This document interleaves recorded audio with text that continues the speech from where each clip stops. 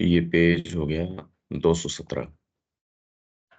अपने साहित्यिक सृजन में भारतीय मन की दृढ़ लगन एवं अविच्छिन्न निरंतरता, अविच्छिन्न, अनब्रोकन, लगातार, राष्ट्र के तेजस्वी यौवन काल में, जबकि एक अगाध आध्यात्मिक अंतर्दृष्टि कार्य कर रही थी, एक सूक्ष्म अंतर्ज्ञानात्मक दृष्टि और एक गहरी सुस्पष्ट एवं महान रूप में निर्धारित बौद्धिक और नैतिक विचारधारा तथा साहसिक कार्यधारा एवं सृजन प्रवृत्ति क्रियाशील थी, जिन्होंने उसकी अनुपम संस्कृति एवं सभ्यता की योजना खोज निकाली एवं स्थापित की और इसकी स्थायी संरचना निर्मित की।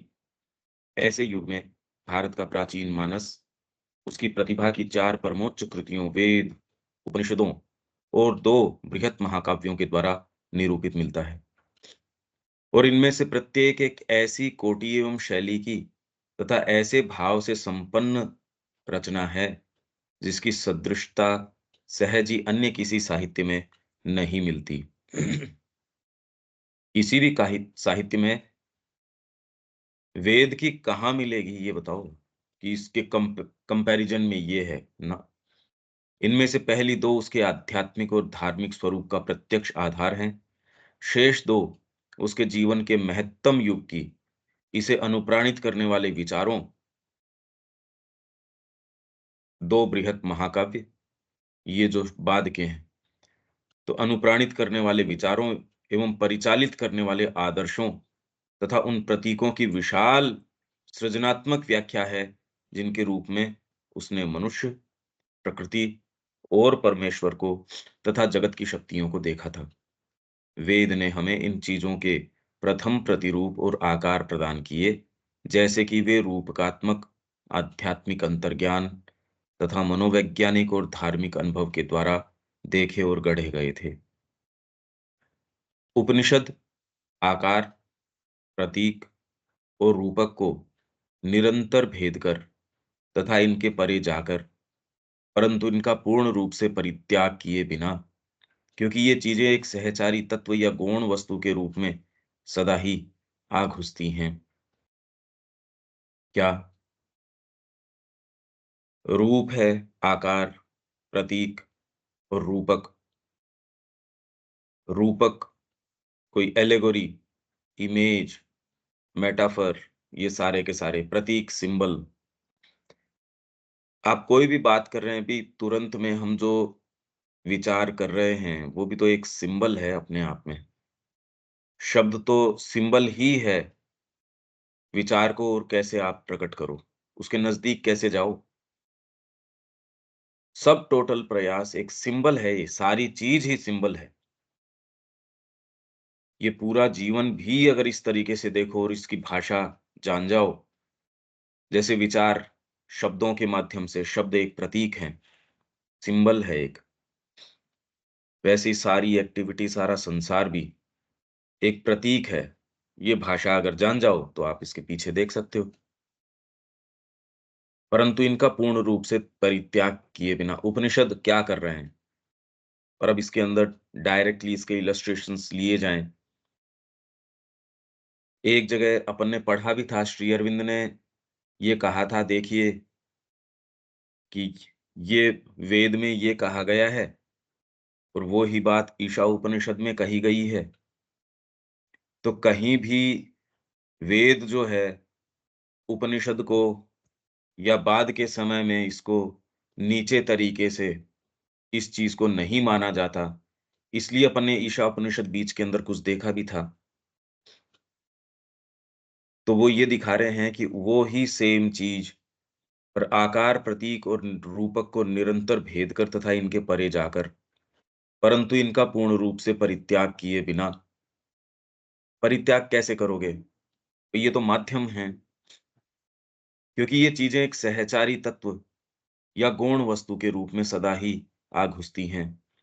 एक अद्वितीय कोटि के काव्य में आत्मा, परमात्मा और मनुष्य तथा जगत एवं उसके मूल तत्वों तथा इसकी शक्तियों के अत्यंत सारभूत गंभीरतम, अंतरंगतम एवं विस्तृततम यथार्थताओं के चरम परम सत्यों को प्रकाशित करते हैं।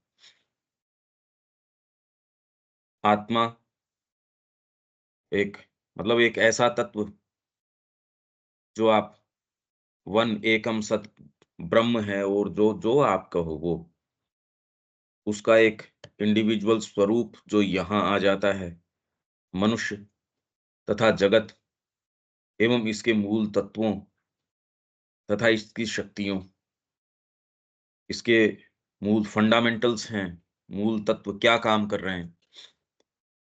भई आप ये कह रहे हो कि मूल तत्व इसके अंदर आप भौतिक में कोई भी अभिव्यक्ति होती है, वो बिना विचार के नहीं हो सकती। तो आपने एक मूल तत्व की बात करी इसमें, और वो विचार ही सारी चीज़ों को स्थायित्व प्रदान करता है। कोई राष्ट्र है, उसके पीछे एक देवी है, एक इंडिविजुअल सत्ता है जो उसको थामे रखती है। अब भौतिक इंद्रियों से तो ये नज़र नहीं आता। जितनी हम बातें करते हैं साइकोलॉजिकल नियमों की और की, आपको डायरेक्टली इनफैक्ट आप अर्थशास्त्र के नियमों की भी बात करो, तो यूँ अब सामने देखो तो कोई एज़ सच तो वो नियम या कोई वो सर्टेन लॉज़ किस तरीके से, वो तो व्यापक दृष्टि हो, उसमें आप धीरे-धीरे उस दृष्टिकोण से सारी डीलिंग्स को देखें और करें। तो मूल तत्व और इसके पीछे भी धीरे-धीरे, धीरे-धीरे तो ये विवेचन तो भारतीय संस्कृति ने किया कि इसके पीछे मूल तत्व क्या है। आप जो कर्म में कर रहे हो या हेल्थ आपकी कैसी है, उसके पीछे मूल तत्व ये भौतिक के पीछे सूक्ष्म भौतिक है, उसके पीछे ये है। तथा इसकी शक्तियों, कौन-सी पावर्स है, पावर्स आपकी थिंकिंग की भी हो सकती है, मतलब हमारी जो खुद की फैकल्टीज़ हैं, वो भी शक्तियाँ हो सकती हैं। इसके पीछे जो बीइंग्स हैं, एंटिटीज़ हैं, वो भी हो सकती हैं। तो इसके पीछे जो-जो शक्तियाँ काम कर रही हैं, कोई भी ये इस शक्ति के बिना तो काम हो ही नहीं रहा, कि अत्यंत सारभूत, सारभूत मतलब एसेंशियल, गंभीरतम, उसके मोस्ट प्रोफाउंड, अंतरंगतम, मोस्ट इंटीमेट और विस्तृततम यथार्थताओं के चरम परम सत्यों को प्रकाशित करते हैं। उपनिषद ये काम करते हैं। तो इसलिए केन के अंदर जैसे केनेशितम, ये भई चल किसके कारण चल रहा है? अब ये प्रश्न आ गया।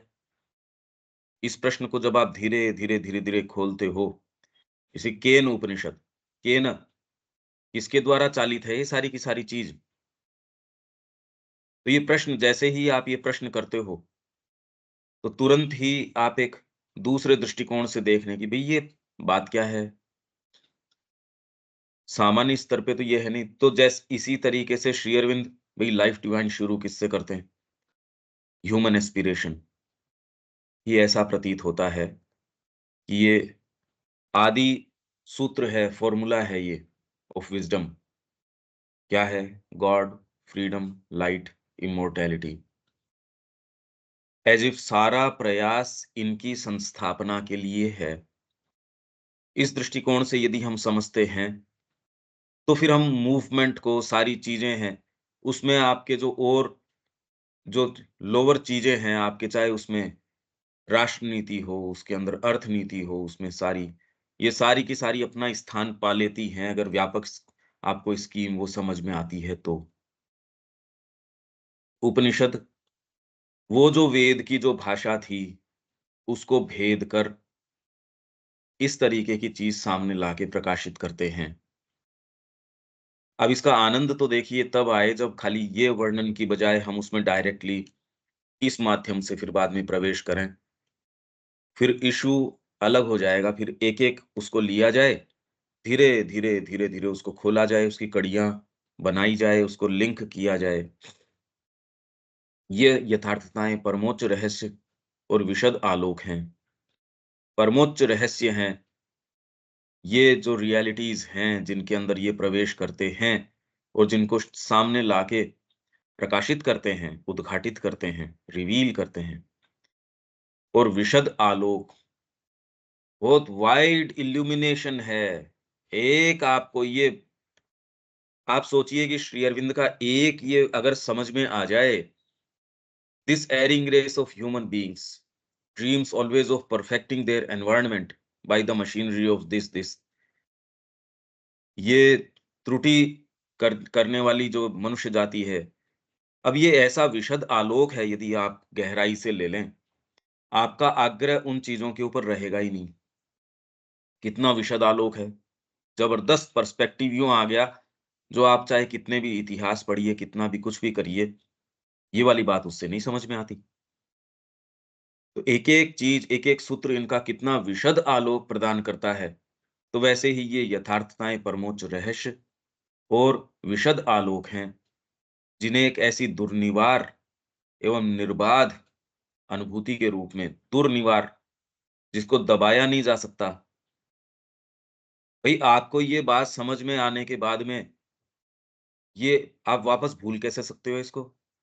कोई न कोई चीज़ उछल के फिर से आ जाएगी।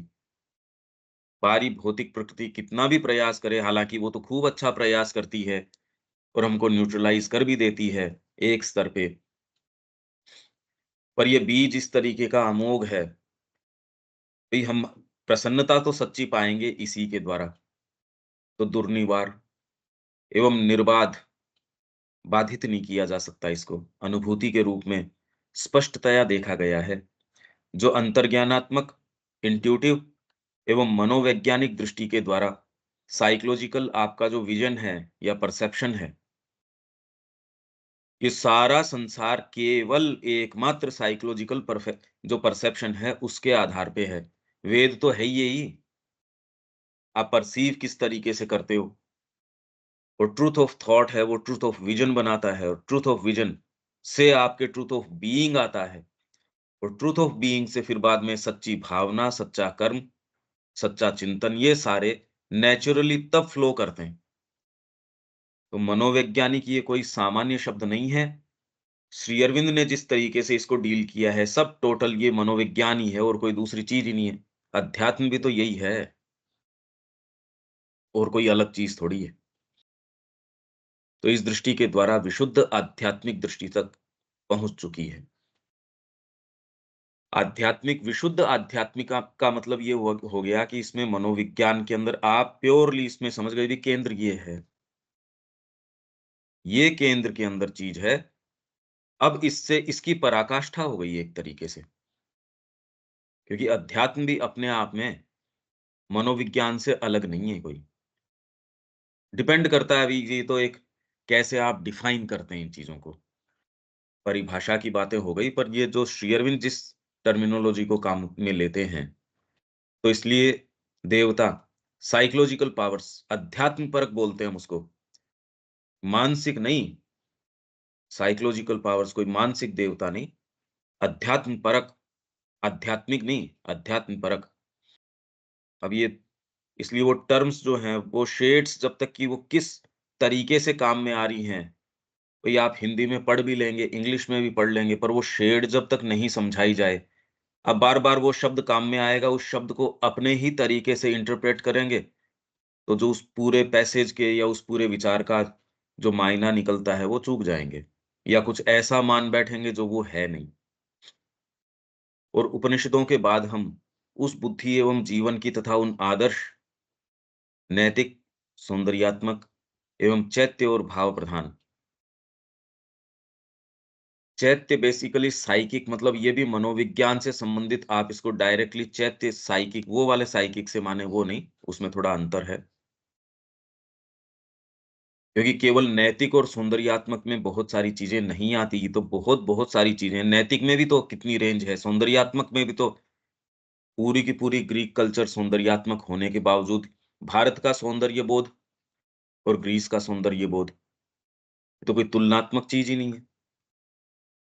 तो यहाँ जो चैत्य है, वो चैत्य बेसिकली आपका साइकिक जिसको, पर साइकिक किस अर्थ में? आपके मनोविज्ञान, आपके भीतर के जो ये चीज़ें हैं, उनके अर्थ में। इंद्रिय तथा भौतिक ज्ञान, विचार, दृष्टि और अनुभव की ओजस्वी और सुंदर उन्नतियों को देखते हैं, जिनका कि हमारे महाकाव्य प्राचीन अभिलेख हैं, रिकॉर्ड्स हैं ये। रिकॉर्ड, इनको कोई व्यक्ति, वो ये रहा, ये इसकी क्या आवश्यकता है, इसका लाभ भी क्या है? वर्तमान में भी आप किसी घटना को अभिलिखित करें, उसको दर्ज करें। आपको अगर पर्सपेक्टिव नहीं हो, क्या दर्ज करो? आप सारे अखबार मँगाते हो और सारों को खूब पढ़ते हो, सेंस नहीं हो, पर्सपेक्टिव नहीं हो कैसे रखें उनको, तो आप अपने आप को लॉस्ट महसूस करेंगे सूचनाओं के एक जंगल के अंदर, कि क्या करूँ मैं? और आप अपना जो काम एंड कंपोज़्ड है, वो भी खो बैठेंगे ऐसे के अंदर। तो अभिलेख हैं, अभिलेख कैसे हो?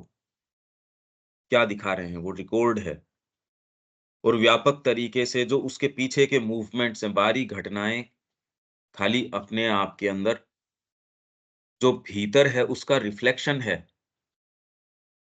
तो आप बाहर की चीज़ों को क्या रिकॉर्ड करेंगे? आप कहेंगे अरे एक इस फ़ॉर्मूले को म जो एक्चुअल फ़ॉर्मूला है उसकी बात करो। 2 और 2 4 जोड़ दिया फिर बाद में आप कितनी बार वो जोड़ दोगे उसको नहीं। फ़ॉर्मूला, फ़ॉर्मूला क्या है? ये सीख लिया अब तो मैंने सारी चीज़ सीख ली। एक सूत्र आपने सीख लिया तो सूत्र को अभिलिखित करते हो उसके जो ऑफशूट्स हैं, वो तो यूँ ही हो जाएँगे, यूँ ही समझ में आ जाएगा। और जिन्हें शेष सारा साहित्य अविच्छिन्न रूप से विस्तारित करता है। बाकी इसको एलैबोरेट करता है। वेदों के ही मूल विचार को फिर बाद में ये एक मानसिक उस भाषा में क्योंकि उपनिषद जो है, वो किस चीज़ का प्रमाण है कि उन सत्यों को उन्हीं सत्यों को किस तरीके से निरूपित किया गया, किस तरीके से बाहर लाया गया। और ये बातें भी अगर श्री अरविंद की कमेंट्री न हो और श्री अरविंद ने इतना इसके ऊपर न लिखा हो, हम इसके बारे में कुछ नहीं समझते। कोई सेंस नहीं आता। ये इनफ हम कल्पना कर ही नहीं सकते या हमको सेंस आ ही नहीं सकता कि श्री अरविंद के बिना ये क्या है फिर बाद में? गहन अंधकार है भई। अपने आप में ये क्या है, क्या नहीं है, हम तो श्री अरविंद के माध्यम से ही प्रवेश कर रहे हैं और एक्चुअल प्रवेश तो हमारा भी कौन-सा हो रहा है। और जितनी भी बातें कर रहे हैं, वो श्री अरविंद के माध्यम से कर रहे हैं। ये माध्यम न हो तो हमको तो इंडिपेंडेंटली ये भी नहीं पता कि कोई चीज़ एक्जिस्ट करती है, नहीं करती, हमको नहीं पता। इसका प्रमाण ये है कि आज तक की कमेंट्रीज़ है, वो इसको किस तरीके से डील करती है। जो टॉप मोस्ट माइंड्स हैं, वो इसको इस तरीके से डील करते हैं, ये हमारे सामने है ही, वो तो है। तो अपने आप में ये क्या चीज़ है, क्या नहीं है, हम बिल्कुल नहीं जानते, हम घोर अंधकार के अंदर हैं। परंतु आधार सर्वत्र समान ही रहता है, मतलब वेद और जो भी नए एवं प्राय व्यापकतर प्रतिरूप तथा अर्थपूर्ण आकार सिग्निफिकेंट अर्थपूर्ण मतलब सिग्निफिकेंट पुराणों के स्थान पर आते हैं या संपूर्ण समष्टि में कुछ वृद्धि, संशोधन और परिवर्तन करने के लिए हस्तक्षेप करते हैं, वे अपने मूल गठन और प्रकृति में प्रारंभिक दृष्टि एवं प्रथम आध्यात्मिक अनुभव के रूपांतर और विस्तार ही होते हैं। मूल गठन और प्रकृति में आप अभी भी किसी भी आध्यात्मिक अनुभव का विवेचन करेंगे, तो प्रामाणिकता उसकी किसके अंदर ढूँढेंगे? जितने भी आज तक के हुए हमारे जो टॉप मोस्ट जो माइंड्स हैं या गहन से गहन बातें हैं, गीता स्वयं अपनी प्रामाणिकता किसके अंदर? ये बात वेद सम्मत है, ये बात मैं इससे ग्रहण कर रहा हूँ। कोई आध्यात्मिक व्यक्ति है, उसके कोई अनुभव है, वो तुरंत देखता है कि इस बात की प्रामाणिकता कहाँ? श्री अरविंद को स्वयं को अनुभव हुए, तो उन्होंने कहा भी ये वाले उपनिषदों में इनमें तो मिले नहीं। तब पहली बार जाके उनको कहा कि भी आप वेदों को देखो, तो ये कितनी एक विचित्र बात है कि ऐज़ इफ उन्होंने पूरे टेरिटरी को ट्रेस किया। ये कैसे किया? आप सोचो तो सही इस बात को। हमको इसका बिल्कुल भी सेंस नहीं आता कि ये चल क्या रहा है और हम हैं कहाँ? चीज़ें क्या हैं? थोड़ा-सा इसका अगर ध्यान देंगे, ये पिक्चर ऐसी नहीं है जो हमारी इंद्रियाँ या हम जिस तरीके से जिसके सोच रहे हैं कि हम संपर्क में आ रहे हैं। और कभी भी असंबद्ध व्यतिक्रम नहीं होते। व्यतिक्रम इसको कि कोई अनुभव किसी गुरु को हो गया, देखो वो तो अपने जो है मूल उसी को अतिक्रम करके चला गया, उसको सुपरसीड करके चला गया, ना ऐसा नहीं है। यही तो विचित्र बात है कि डीपेस्ट अनुभव जितने भी हैं, माँ को जो अनुभव हुए, जैसे मैंने आपको एक फुटनोट के अंदर है माँ का उसमें, तो श्री अरबिंदो कह रहे, अरे ये तो वैदिक है और वैदिक भी बहुत प्रोफाउंड, इसको लोग वैदिक नहीं मानेंगे पर ये थ्रू एंड थ्रू ये वैदिक है। श्री अरविंद कह रहे हैं माँ ने एक नरेट किया एक अनुभव अवतारों के मूल के संबंध में, तो श्री अरविंद कह रहे हैं, अरे ये तो इस तरीके का है। कितनी-कितनी सारी चीज़ें, माँ को कितने ओकल्ट अनुभव, कितनी सारी डायरियाँ वो तो जला दी उन्होंने।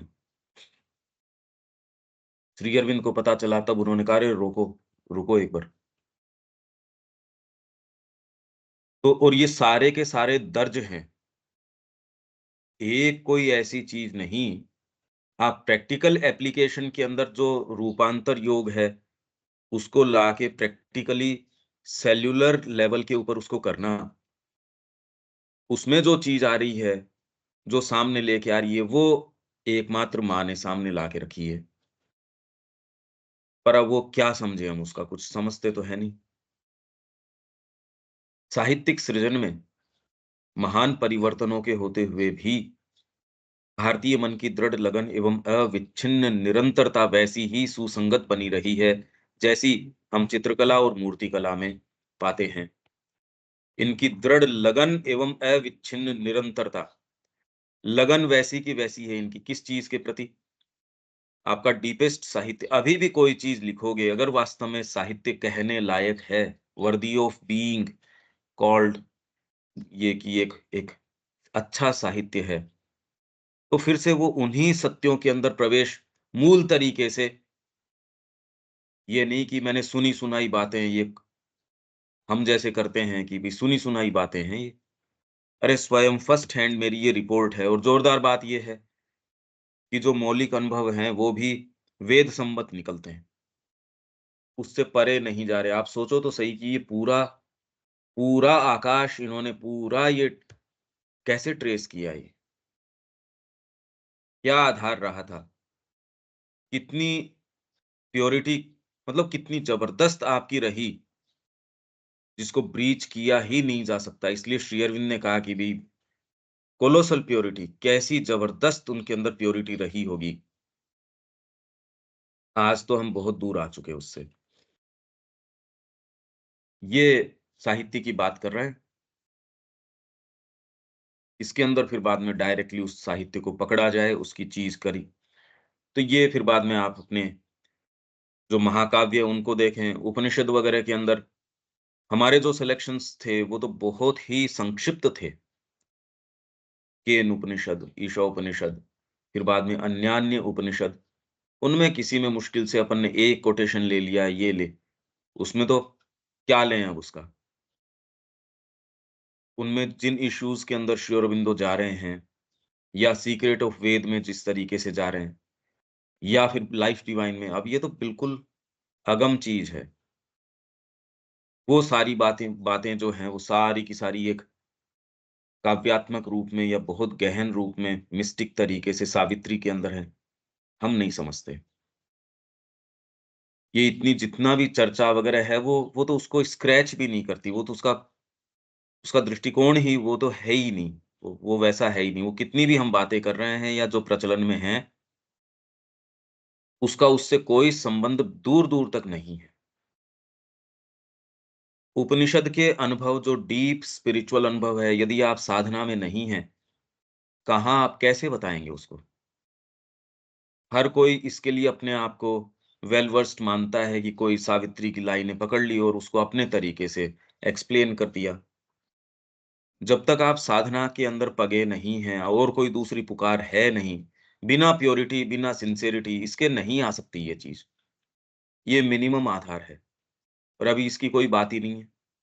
कोई चर्चा तक भी नहीं है कि भई इसकी एलिजिबिलिटी इस चीज़ से आती है।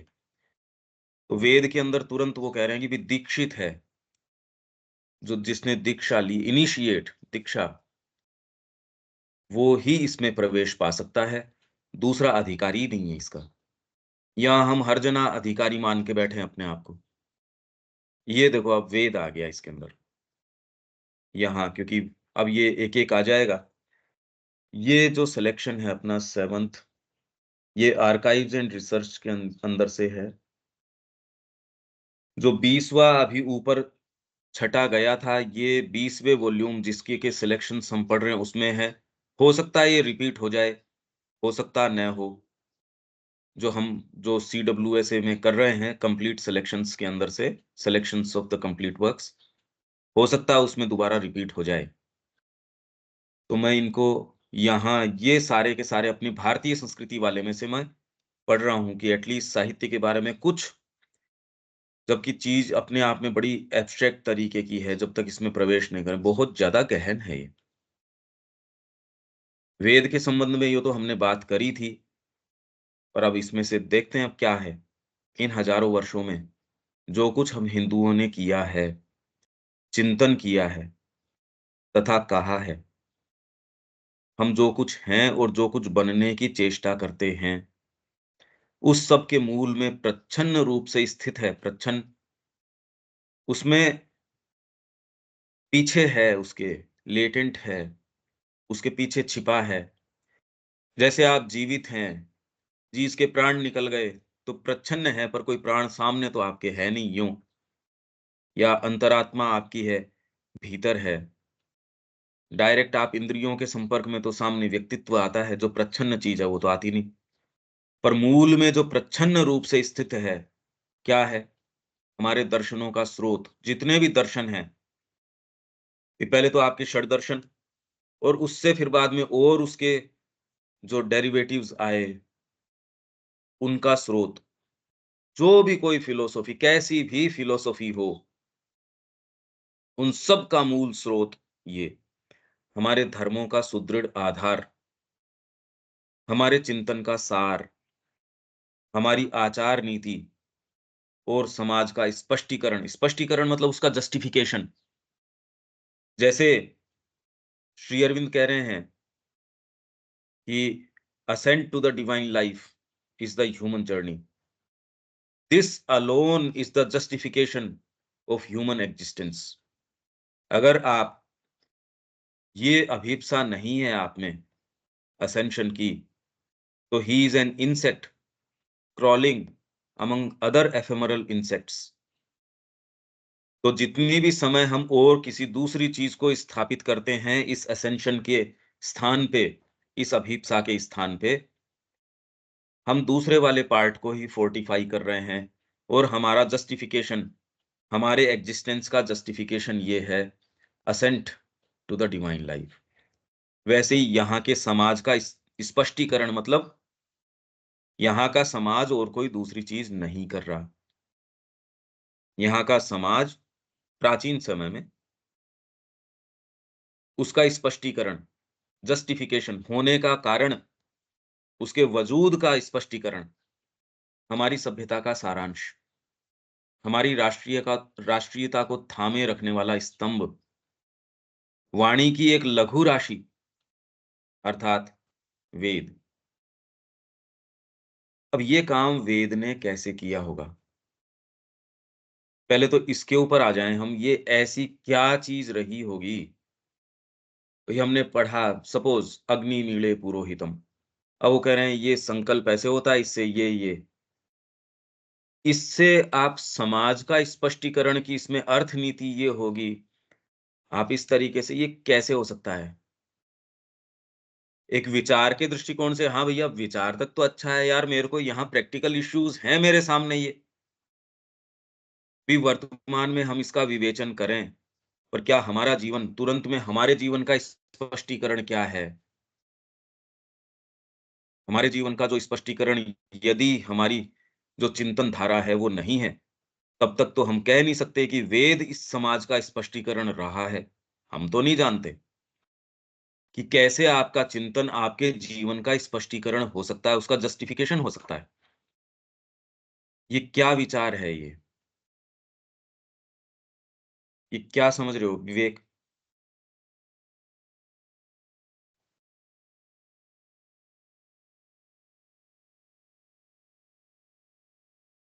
यहाँ तो ये कहा जा रहा है ना कि हमारे जो भी चीज है सबका मूल में जो आधार है वो वेद है। वहीं से सारी चीजें, मतलब सारे चीज जो है वहीं से प्रकाशित होकर हमें मिली हुई है। किसी भी चीज की अगर ले रहे हैं तो। और विशिष्ट बात क्या है, श्री अरविंद कह रहे हैं 2000 वर्षों से कोई हिंदुस्तानी समझा नहीं, और फिर भी ये यहाँ की बेडरॉक है, यहाँ का आधार है। हमने कुछ-कुछ इसके अंदर प्रवेश भी किया था, पर अब उसको देख के ये कैसे हम कह सकते हैं कि ये इसका आधार रहा, और यहाँ के समाज का या हर चीज़ का जस्टिफिकेशन अगर वेद को हटा दिया जाए, तो यहाँ के समाज के अंदर आपकी सारी व्यवस्थाएँ, समाज में क्या-क्या चीज़ हो सकती है? एक व्यक्ति का जीवन और समूह का जीवन। फिर आपकी जितनी भी डीलिंग्स हैं व्यक्ति की व्यक्ति से, परिवार की परिवार के अंदर व्यक्ति की क्या डीलिंग्स हैं, आपकी एक समाज के अंदर या फिर आपसी जो डीलिंग्स है वो क्या हैं? आपके शरीर की जितनी भी क्रियाएँ हैं, आपके सत्ता की ओर जो अंग हैं, उनमें आपके लोअर भाग आएँगे, उनको कैसे किस स्थान पे रखोगे? सारे महात्मा जी थोड़ी बन गए। इसमें जो ऋषि हैं वो संतान उत्पत्ति भी कर रहे हैं। वो वो सारे ही काम कर रहे हैं, वो ये थोड़ी पलायन वृत्ति वाले हैं, बिल्कुल नहीं है। पूरी रेंज हमको मिलती है इसके अंदर, सब अनुशासन है, प्रोडक्शन भी है, कला है, सारी चीज़ें हैं, और इस स्तर के ऊपर है कि जो हज़ारों वर्षों तक विज्ञान के अंदर प्रवेश नहीं हुआ, आपके जीवन की और जो क्षेत्र हैं, उनमें प्रवेश नहीं हुआ, और ये सारों का स्पष्टीकरण वाणी की एक लघु राशि, अरे बहुत ज़्यादा तो है ही नहीं, यों तो देखा जाए क्या है? 10,000 मंत्र हैं उसके अंदर। इससे ज़्यादा तो और वोल्यूमिनस चीज़ें हो सकती हैं। पत्रिकाएँ छप रही हैं, पता नहीं क्या-क्या छप रहे हैं। तो उनके दृष्टिकोण से तो एक बहुत लघु-सी राशि है। वो इसको सारे को थामे रखी है। ऐसी क्या चीज़, हम तो पढ़ के गए भी हैं। इस बात को यदि देखें, ये तुरंत में क्योंकि श्री अरविंद कह रहे हैं और हमारी इसके प्रति आस्था है, श्रद्धा है, इसलिए हम कहते हैं हाँ, इसको एक्सप्लेन कैसे करो? हम इसको कैसे बताएँ ये इस बात को? विवेक। हम्म, हमारे जितना जो जीवन है भैया वो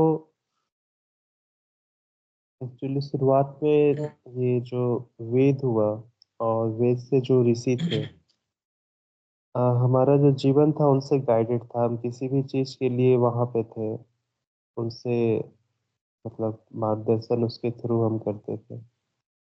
और दूसरी बात मुझे लगता है कि जो भारत की जो विशेषता है कि यहाँ जो भी जन्म लेते हैं उनकी सोल में ही एक क्वालिटी है कि खुद ब खुद वो उनके अंदर इस चीज के लिए है।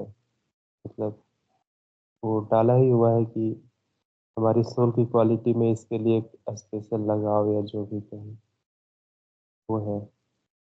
शुरुआत में हम अपनी जीवन का जो भी आधार था वो ऋषि के थ्रू आया, तो ऋषि से हम फॉलो करते आए ना। तो नहीं, मुझे लगता है वेद के बारे में, वेद में एक ऐसी क्या बात है? हम तो इसके पढ़ के गए ही थे कि इसमें ये प्रतीक हैं। अब वो प्रतीक, आज आप बाज़ार के अंदर जाओ और वो उसको ये कहो कि तुरंत के अंदर हमारी जो रॉकेट साइंस है उसके पीछे ये, तो आप कह दोगे यार एक बार इसको रखो। अब तो ख़ैर काफ़ी लोग इसको ये कहने लगे कि इसकी भाषा को यदि आप डिसाइफ़र करना चाहें, तो इसके अंदर तो आपकी स्पेस टेक्नोलॉजी भी है, आपकी ये भी है, वो भी है। डायरेक्टली किसका प्रवेश है? 2000 वर्षों से तो श्री अरविंद कह रहे हैं प्रवेश है नहीं। वर्तमान के अंदर जो संस्थाएँ श्री अरविंद के नाम से बनी भी हैं, रिसर्च कर भी रही हैं, और उसके अंदर इसके स्कॉलर्स भी हैं जो वेद पाठ के अंदर तो एकदम परफेक्ट हैं कोई उसके अंदर। पर जहाँ तक इसको जीवन में उतारने की बात है, वो न तो श्री अरविंद की वेद रहस्य को कोई उसमें प्रवेश कर रहे, उसको रेफर नहीं कर रहे। तो आज की भी स्थिति ये है। न कोई आप अगर प्योरिटी की बात करें तो श्री अरविंद तो कह रहे हैं कि भई मतलब सारा लिखने के बाद में वो कह रहे हैं this much and what more. ये अगर मिल जाता है तो देखें अगर वो क्या कह रहे हैं। ऐसी क्या चीज़ है मतलब वो भैया इस हम लोग वैदिक युग में जो पढ़े थे इसका, कि हाँ, मतलब ऋषियों ने अ, वेद का जितना निरूपक है वो ये भौतिक जगत से ही क्यों लिया है। उसमें तो यही बताया जा रहा था कि जो भौतिक जगत है और जो उसका एक सूक्ष्म जगत है। सूक्ष्म जगत क्या मतलब, उसके लिए अलग शब्द इस्तेमाल किया गया था। उसमें जो कारणात्मक शक्ति है जो सब चीज का निर्माण करती है, दोनों जगह सेम है। इसलिए उन्होंने प्रतीक के रूप में ना भौतिक जगत की जो चीजें हैं उसका लिया था। तो कुछ ध्यान में आ रहा है।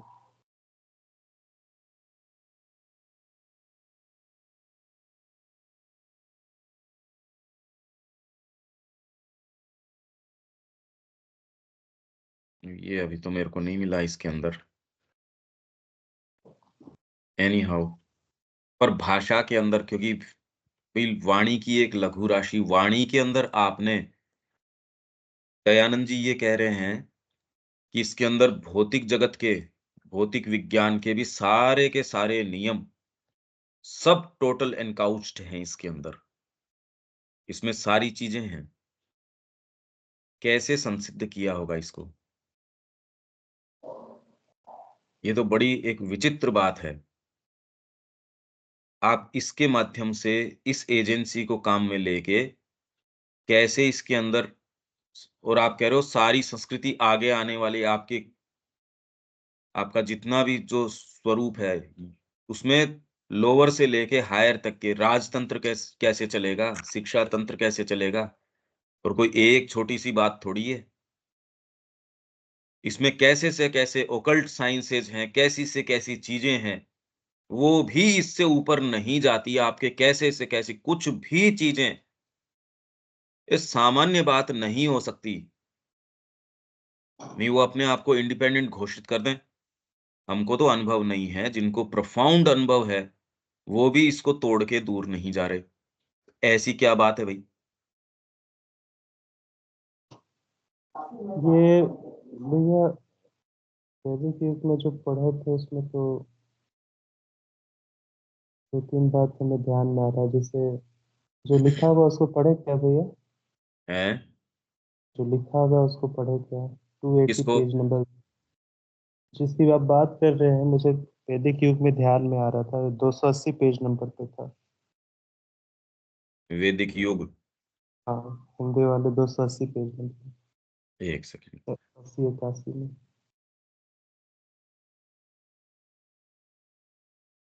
भई अब ये कहा जाए सपोज़ वो तो अपन खोल लेते हैं, पर अगर ये कहा जाए और माँ स्वयं ये कह रही हैं कि सावित्री के अंदर पूरा यूनिवर्स उसको श्री अरविंद ने समाहित कर दिया, तो वैसे क्या समाहित कर दिया? ये बात हम कैसे समझें कि कोई इसमें सारी चीज़ कंटेन्ड कैसे है और सारी चीज़ें इसमें और जबकि हमेशा से इसको भई श्री अरविंद के अपने समय तक ये था कि ये तो कर्मकांड है, इसलिए इसको क्या रेफ़र करें? इसीलिए उन्होंने अपने अनुभव हुए तो उसको रेफ़र नहीं किया। ये तो जब सारे उन्होंने और दूसरी जगह देखा और वहाँ उस चीज़ का रेफ़रेंस नहीं मिला तब कौन-सा पेज बता रहे हो आप? 280।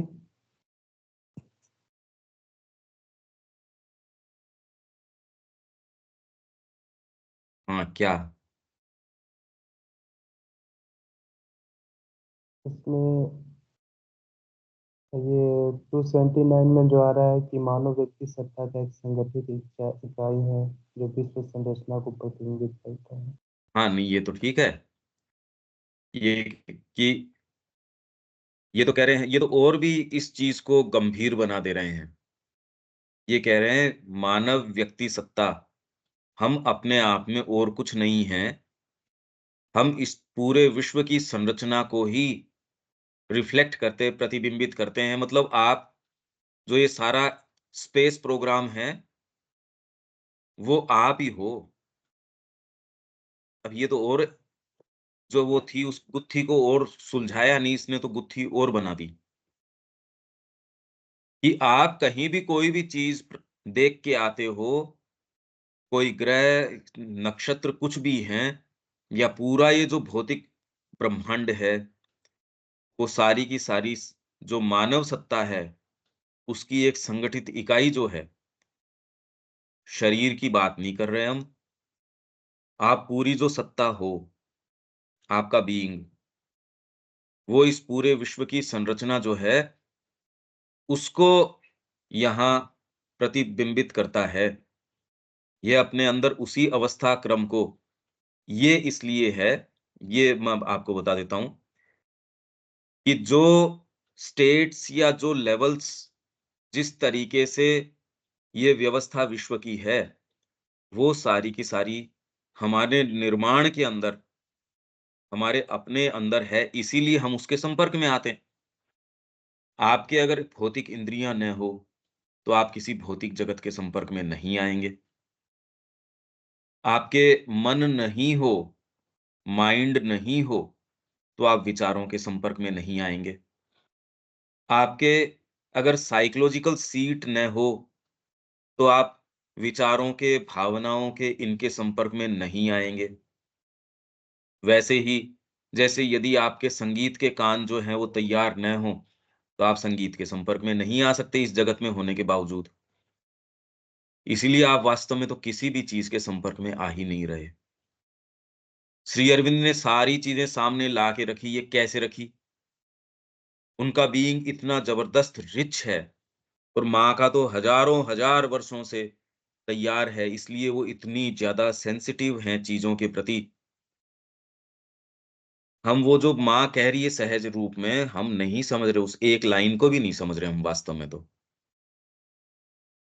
तो यहाँ तो ये कह रहे हैं कि आपका जो बीइंग है, उसी के कारण उसमें सारी चीज़ लेटेंट है, इसलिए आप इस पूरे विश्व के या गहनतम समाधि अवस्था के अंदर आप सच्चिदानंद की बात करते हो, कुछ भी करते हो, वो इसलिए करते हो क्योंकि ये आपके अंदर करस्पॉन्डिंग लेवल्स कंटेन्ड हैं, आप में हैं। इसलिए मनुष्य जो है सब्जेक्टिव होकर सब लोगों को अपने अंदर धारण करता है और ऑब्जेक्टिवली खुद भी उसके अंदर है। गीता भी जैसे घड़े का उदाहरण देती है। घड़ा घड़ा जो घड़ा जो है, वो एटमॉस्फियर के अंदर है और घड़े के अंदर भी एटमॉस्फियर है। तो इस तरीके से सामान्यतः ऋषि अमूर्त की अपेक्षा मूर्त रूप में वर्णन को अधिक पसंद करते थे, इसलिए भौतिक चेतना को वो, तो ये तो ठीक बात है, पर ये किया किस तरीके से? मैं तो ये कह रहा हूँ कि हम इसको कैसे कहें अब, कि इसमें सारी और चीज़।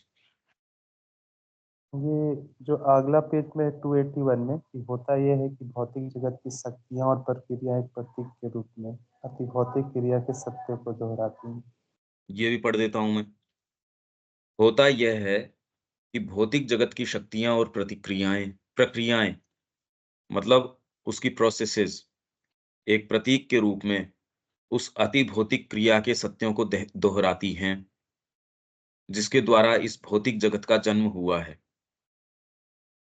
हाँ, ठीक है, इसके अंदर श्री अरविंद बाद में ये कह रहे हैं कि सारा निर्माण शब्द के द्वारा हुआ है।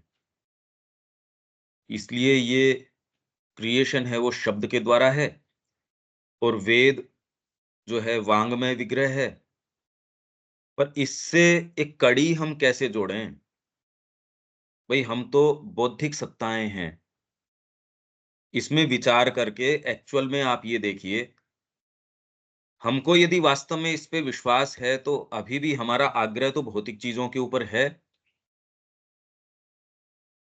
क्योंकि ये बीच की जो कड़ी है, जो जो हमको विद्वत्व तक जाने में रोक रहा है, वही तो कड़ी है, वही तो समस्या है। भई ये तो पढ़ लेंगे हम, यूँ तो सावित्री कितनी बार पढ़ी जा रही है। पर ये क्या बात, प्रश्न तो हमारे से है कि भई ये क्या प्रक्रिया है ऐसी? ये तो समझा ही रहे हैं, वो तो ठीक है। तो ये अति भौतिक क्रिया के सत्यों को दोहराती हैं, जिसके द्वारा भौतिक जगत का जन्म हुआ है। इसको वेद से कैसे, ठीक है, ये मैं पढ़ देता हूँ, फिर आप अपने-अपने शब्दों में कि ये हुआ किस तरीके से, हम इसको यहीं फिर रोक देंगे। और चूँकि हमारा आंतरिक जीवन और इसका विकास उन्हीं शक्तियों से और उन्हीं प्रक्रियाओं से शासित होता है, जो भौतिक और अति भौतिक लोकों में एक सी हैं। इसीलिए अगर ये एक जैसी नहीं होती, तो आप हर चीज़ का उदाहरण जो देते हो, जैसे देखिए यहाँ ये, आप कोई भी चीज़ एक्सप्लेन करने के लिए अति भौतिक को, क्योंकि अति भौतिक तो इंद्रियों के माध्यम से तो डायरेक्टली टेंजिबल है नहीं, तो उसको समझाने के लिए आप तुरंत प्रतीकों का या आपके जीवन के उदाहरणों का, क्यों वो उदाहरण सटीक भी बैठते हैं, आप कहते हैं बिल्कुल सटीक उदाहरण है ये, क्योंकि जो प्रक्रियाएँ वहाँ हैं, वो ही प्रक्रियाएँ यहाँ भी हैं। या जो चीज़ें आपके प्राणिक स्तर के ऊपर चल रही हैं, वो ही भौतिक स्तर के ऊपर आपकी हेल्थ के ऊपर रिफ्लेक्ट करती हैं, आपके जीवन के ऊपर रिफ्लेक्ट करती हैं। पर ये कहना एक चीज़ है, इसको स्वीकार करना या मानना एक चीज़ है, अभी भी क्या हमारी भौतिक प्रकृति मानती है इसको? प्रश्न तो ये है ना। इसलिए ऋषियों ने, भई कितने जने हैं जो ये कह रहे हैं माँ श्री अरविंद की बातें, पर क्या वो मानते हैं? बात तो उसकी है। हेल्थ के नियम ज़्यादा मानते हैं। माँ श्री अरविंद क्या कर सकते हैं, उस पे विश्वास है? ये प्रश्न हमको अपने आप को टटोलने की आवश्यकता है, किसी दूसरे की थोड़ी बात है। ये दूसरा स्वीकार करे नहीं करे, उससे हमारा सरोकार ही नहीं है। इसलिए ऋषियों ने भौतिक प्रकृति की घटनाओं को ही आंतर जीवन के व्यापारों के लिए प्रतीक रूप से स्वीकार कर लिया। ये तो ये बता रहे हैं कि यहाँ जितनी भी प्रतीकात्मक कथाएँ हैं इसके अंदर भी, इन्होंने रूप ले लिया अग्नि का, और फिर बाद में अनुष्ठानात्मक तरीके से यज्ञ का रूप दे दिया, कि इसके अंदर आप हवन करते हो, इसमें आप घी डालते हो, समिधा डालते हो, मंत्र बोलते हो, और मंत्र और तंत्र इसकी भी हमने बात करी थी कि आप, मंत्र आपके जीवन में माँ का है। अब आप कोई भी कार्य करेंगे, यूँ आप परफेक्टली कोई भी कार्य कर रहे हैं, पर वो कोई माँ के निहित नहीं कर रहे। अगर मंत्र नहीं है तो उससे कोई कुछ विशेष रिज़ल्ट नहीं आएगा। गीता कह रही है पत्रम पुष्पम फलम तोयम यो मे भक्त्या प्रयच्छति।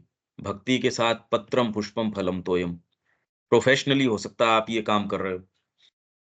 मतलब इतने-इतने बड़े फार्म हाउसेज़ हैं वहाँ फ़ॉरेन के अंदर, आप एक व्यक्ति तो कर ही नहीं सकता। मशीनें की मशीनें हैं। बोरी में नहीं भर सब टोटल मैकेनाइज़्ड काम है। तो पत्रम पुष्पम, एक पत्र एक पुष्प की तो बात नहीं, वो तो पूरी दुनिया को सप्लाई कर रहे हैं।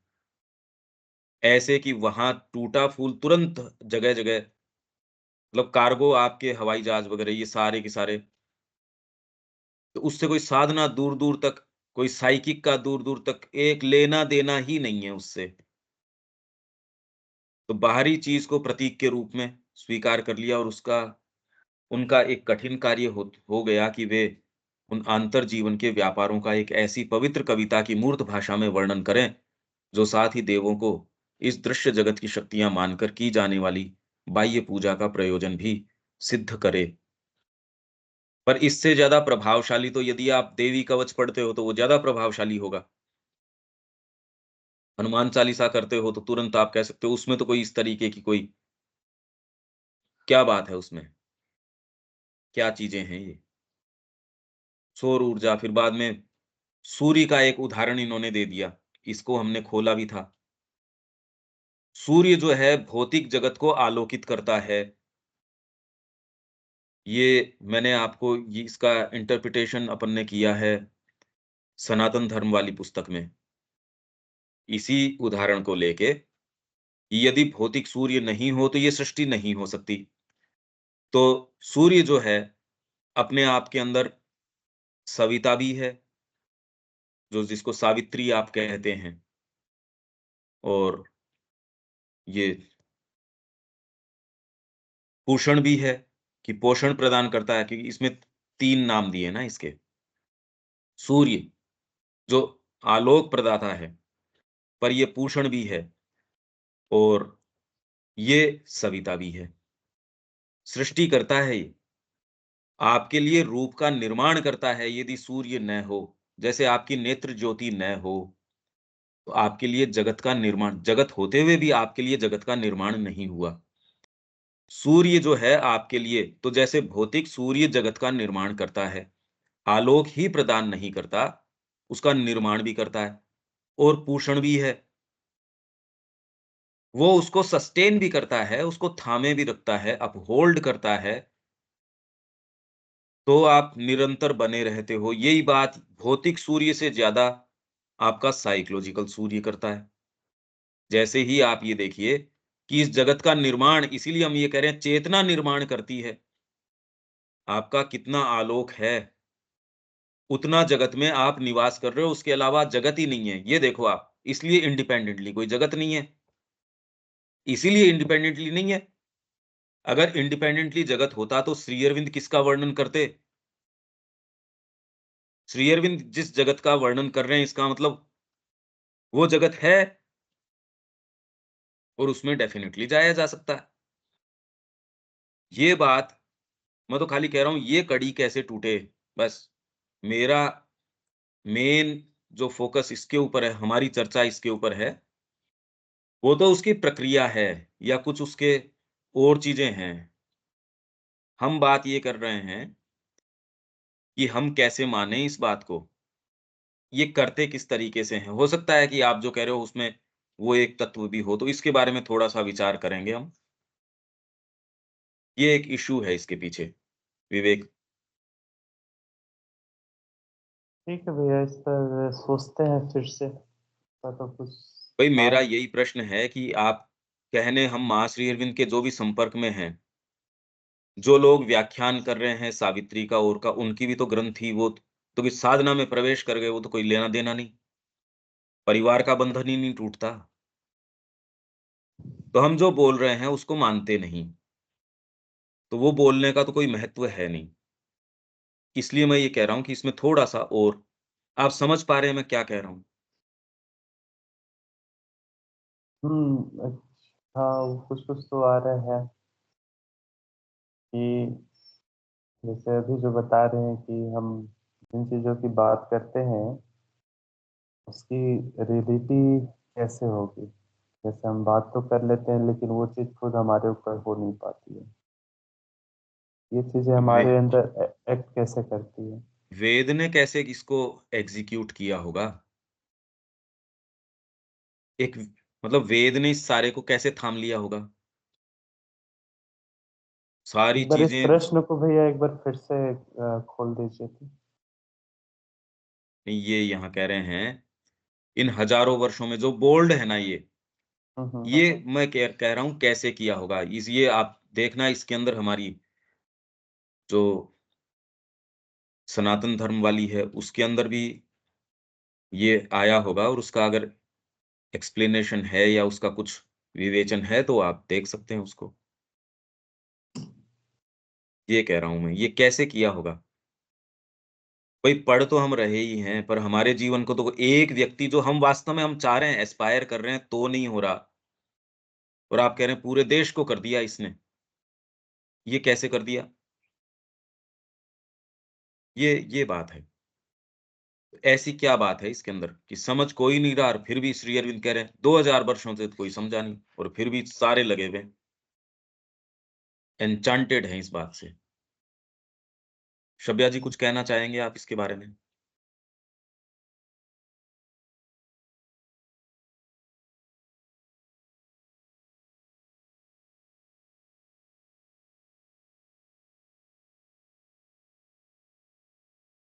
दीपक जी?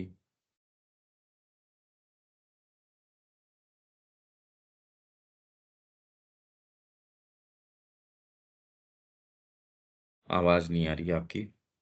एनी हाउ, शब्या जी, शब्या जी का म्यूट नहीं हो रहा होगा, कोई ना कोई टेक्निकल इशू है। तो यहाँ विराम देते हैं विवेक। हाँ भैया, वाकई में विचार करने वाले तो बहुत अच्छा चीज़ दिए हुए हैं। वास्तव में ये कैसे आखिर कुछ जाना नहीं, फिर भी वो सबको थामे हुए हैं, सबके अंदर पूरे राष्ट्र पर एक्टिव है। हाँ, अगर हम इसको नहीं रोकें और इस तरीके से विचार न करें जो कि नहीं करते, सारी ये कैसे अप्रोच करते हैं आप ये देख लीजिए। इतने अब लंबे समय बाद में ये तो इतना हमारा बैकग्राउंड रहा, तब जाके भी ये लगता अरे ये बात क्या है? ये इस तरीके से ये अप्रोच नहीं, और ये आपको इस प्रश्न के ऊपर मूलभूत कि आप कौन से जगत में हो? आप हो कहाँ? बार-बार, बार-बार हमको चूकना नहीं चाहिए कि जितनी बार रिमाइंड कर सकें, जीवन का सच्चा मेरा लक्ष्य क्या है, उद्देश्य क्या है? सोचिए ये मेरे पास भी इसका कोई मैं नहीं कि मेरे को पता हो, और हो तो भी मैं उसको फ़ॉर्मूलेट कर पाऊँ। अगर कोई चीज़ ऐसी आती है, हम इसको कुछ कड़ियाँ जोड़ पाते हैं, तो वो फिर से, क्योंकि हो सकता है कि हम वो ही चीज़ें रिपीट करें, वो ही बातें, तो कहें यार यही तो बात है। पर वो ही बात नहीं होती, वो एक नए दृष्टिकोण से नई चीज़, एक फ्रेश अनुभव के आधार के ऊपर आती है। उसको पकड़ना यदि आप सीख जाते हैं, तो आप हमेशा ही फ्रेशनेस में निवास करते हैं। वो ही शब्द आपके लिए भई साहित्य तो लिखे हुए शब्द ही हैं, आप वही पैसेज 20 बार भी पढ़ोगे, उसमें तो अंतर नहीं आ सकता। मैं अगर रिपीट करूँगा, पढ़ूँगा तो भी अंतर आ जाएगा मेरे बोलने में, उसके अंदर स्ट्रेसेस में, उसमें व्यक्ति में तो अंतर आ जाएगा, पर रिकॉर्डेड है, कोई टेप चला रहे हो, वो टेप तो हूबहू करेगी। तो वैसे ही ये जो शब्द हैं, वो तो हूबहू बार-बार वही चीज़ करेंगे, पर ना आप फ्रेशनेस में निवास कर सकते हो। ये है साधना, आपको एकदम जीवन भर ऐसे सत्यों में फ्रेश तरीके से रोज़, नित्य प्रति रोज़ नहीं, लगातार ऐसे में रखती है। अब ये कैसे कन्वे किया जाए? यहाँ विराम देते हैं, कल मिलते हैं। जय श्री माँ। ऐसे ही ना। जय श्री